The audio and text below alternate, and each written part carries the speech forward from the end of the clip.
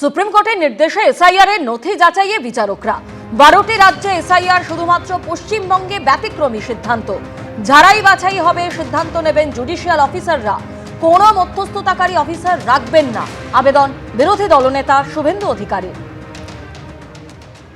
তথ্যোপযুক্ত কাগজ থাকলে দেখাবেন। বিচার বিভাগকে যুক্ত করা হয়েছে। 12টি রাজ্যে এসআইআর হয়েছে, কেন্দ্রশাসিত অঞ্চল সহ 11টা জায়গায় এই ধরনের সিদ্ধান্ত হয়নি।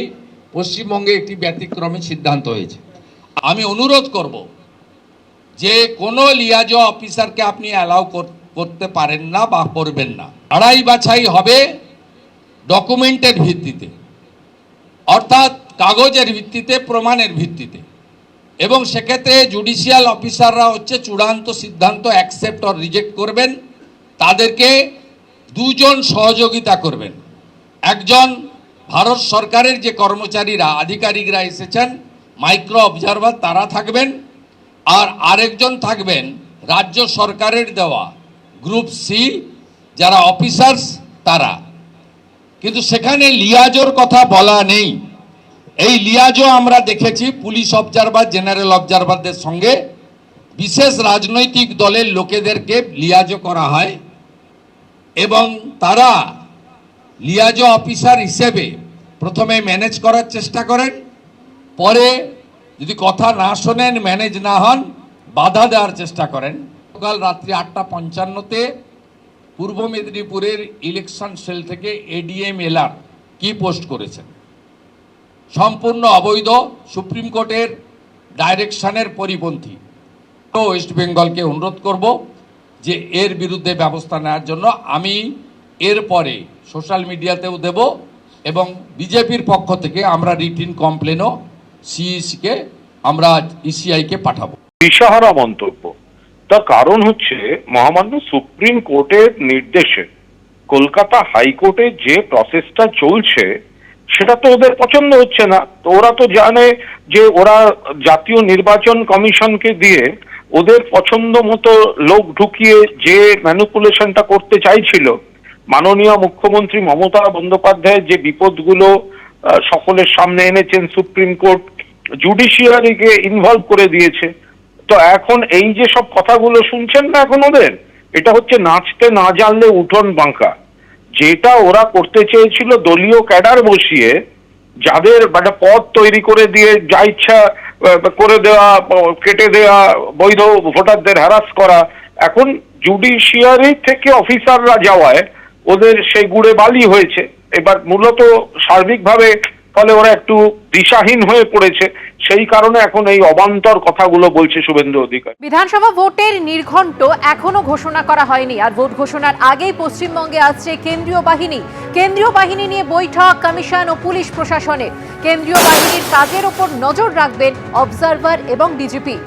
আর কি কি নির্দেশ দেওয়া হয়েছে বিস্তারিত জানবো, কথা বলে নেব আমাদের প্রতিনিধি অনির্বাণ বিশ্বাসের সঙ্গে। অনির্বাণ, দেখো, গতকালই কিন্তু আমরা দেখেছি যে সিইও মনোজ আগরওয়ালের সাথে কিন্তু রাজ্য পুলিশের শীর্ষ আধিকারিকদের একটি গুরুত্বপূর্ণ বৈঠক হয় ইলেকশন কমিশন দপ্তরে, এবং সেই জায়গায় আমরা দেখেছি যে সেই বৈঠকের পরই কিন্তু আমরা দেখতে পাই যে কেন্দ্রীয় বাহিনীর মোতায়েন এবং কেন্দ্রীয় বাহিনীর কার্যকলাপ নিয়ে কিন্তু কড়া অবস্থান নিয়েছে ইলেকশন কমিশন।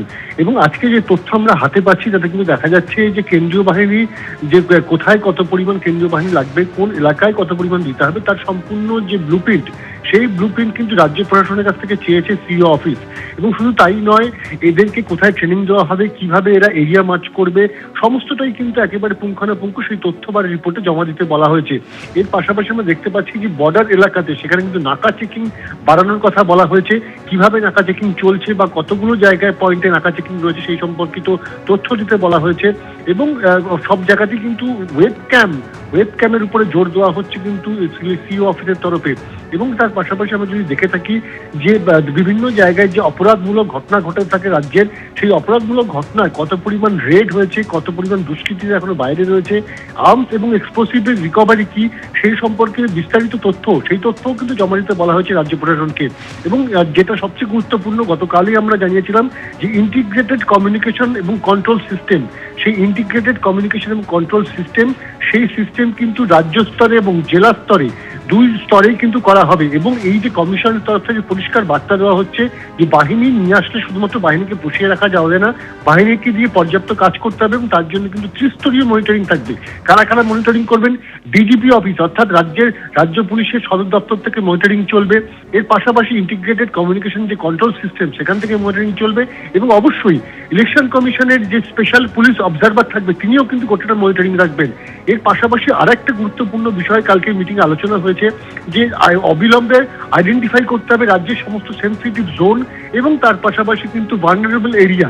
মূলত যে সাম্প্রতিক ঘটনা এবং অতীতের যে ঘটনা সেই ঘটনার উপরে নির্ভর করে যে ধরনের অশান্তি সেই এলাকায় হয়েছে তার উপরে নির্ভর করে কিন্তু এই তালিকা তৈরি করতে বলা হয়েছে, এবং সেই তালিকা কিন্তু খুব দ্রুতই তৈরি করা হবে এবং সেই তালিকা জমা দেওয়া হবে সিও অফিসে।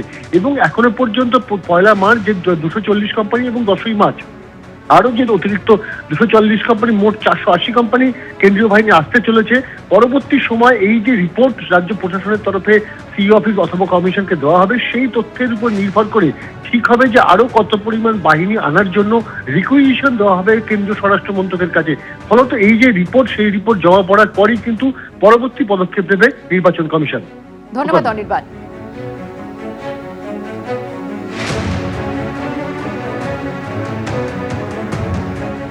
নির্বাচন কমিশন এবং রাজ্য পুলিশের তরফ থেকে কি জানানো হয়েছে শুনুন। পুলিশ অবজারভার যেটা আছে রেকমেন্ডেশন দিয়েছেন কি যে সেন্ট্রাল ফোর্স আসছে যেটা মুভমেন্ট করবে ও গাড়ির মধ্যে জিপিএস ট্র্যাকিং থাকবে, কোথায় কোথায় যাচ্ছে নিয়ে যাচ্ছে, কোথায় কোথায় আপনার পেট্রোলিং হচ্ছে নিয়ে হচ্ছে, এটা খবর থাকবে তাকে অল এরিয়াস কভার হতে পারবে।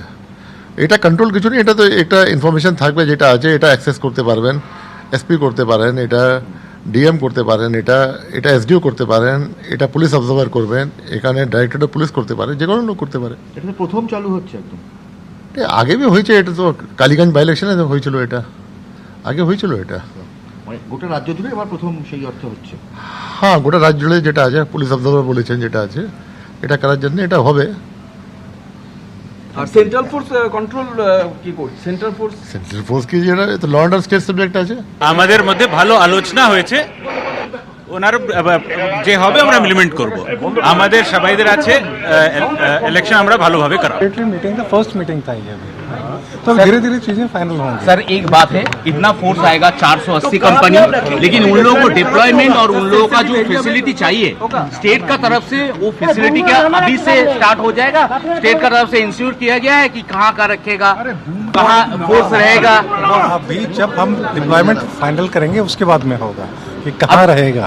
अभी तक कुछ फाइनल नहीं हुआ। अभी डिप्लॉयमेंट ही फाइनल नहीं हुआ है। डिप्लॉयमेंट के लिए क्या क्या बात हुआ? डिप्लॉयमेंट नहीं फाइनल हुआ है, उसके लिए अब क्या बात? फिर मीटिंग हुआ। फोर्स ये तो आना प्रिपरेटरी चालू हो मीटिंग गया, था, बोलते नहीं हैं, फोर्स अभी आना चालू नहीं। एबीपी आनंद एगिए थाके एगिए राखी।